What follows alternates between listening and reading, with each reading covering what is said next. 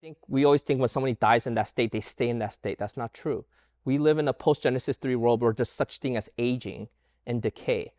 There is no aging in the kingdom. There is no decay in the kingdom. Everybody's in the perfect physical state, and we all have a perfect relationship with everyone as siblings in Christ.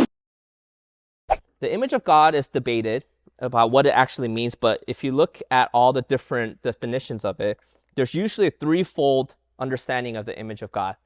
First, our nature, so our character, who we are as humans, in some ways reflects God. So this is where people say, well, we are logical people because God is logical. We are creative people because God is creative. We are moral people, God is moral. That's the first aspect of being made in the image of God. In our nature, there are certain attributes of God that we share with him. Right? There are certain attributes we don't share with him. This is called incommunicable attributes, things that God doesn't transfer to us. For example, we are not all powerful. We are not all present. We are not all knowing. But there are certain attributes God does share with us in the image of God, like love, moral justice, right? Creativity, logic, love, right? I mean, whatever. All these things that we see come out from every person, whether you're a Christian or not, in some ways our nature reflects God. Second, our relationships is part of the image of God. Why do I say that? Because what is the God himself is not just one person, but what? He's a relational God. Eternally, he's always been three persons in one. So God has always worked in a community. And so part of us being made in the image of God, he made us to be communal people. This is why what is the only one thing that wasn't good?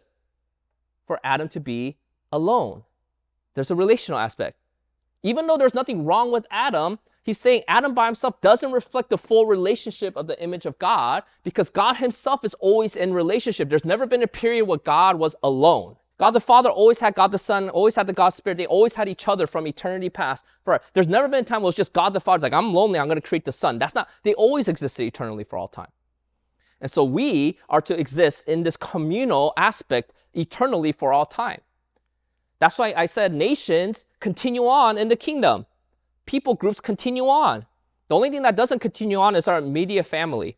We don't have a husband, wife, or kids. Now you guys are saying, that sucks. But here's why. It gets very complicated if you keep the family unit in the kingdom, because who gets to be the mom and who gets to be the daughter? Let's think about it.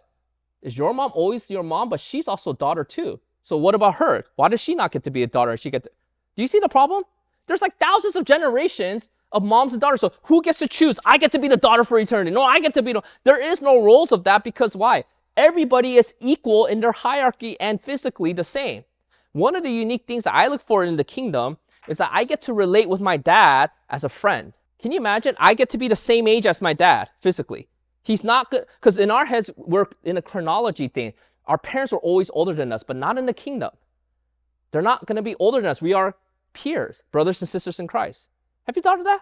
That you get to be friends with your believing grandmother or grandfather, that you're peers with them in the kingdom? Because I think sometimes we don't realize there's so much more to our parents or grandparents or whatever that they show us, right? I only know my dad as a dad. I don't know him as a full person or as a friend.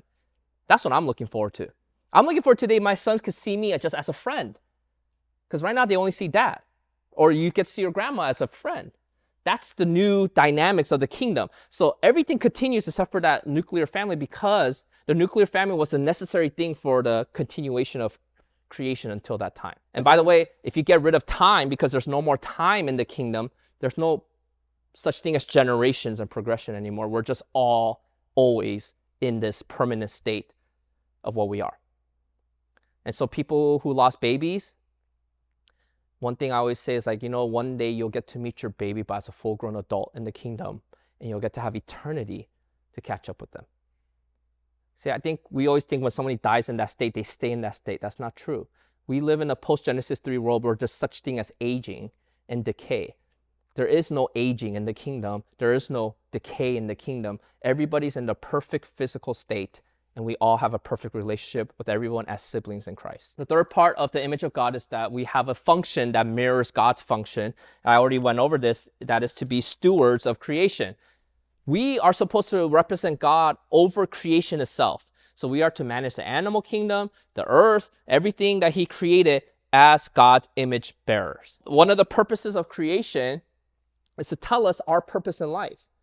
Our purpose in life, which comes from the image of God, is to know our nature that shares with God, have relationships that reflect God's love, and to rule over this earth that mirrors the way God will rule over this earth until Jesus returns. That's our purpose. By the way, part of ruling over the earth is the idea of also bringing forth from the earth its full beauty.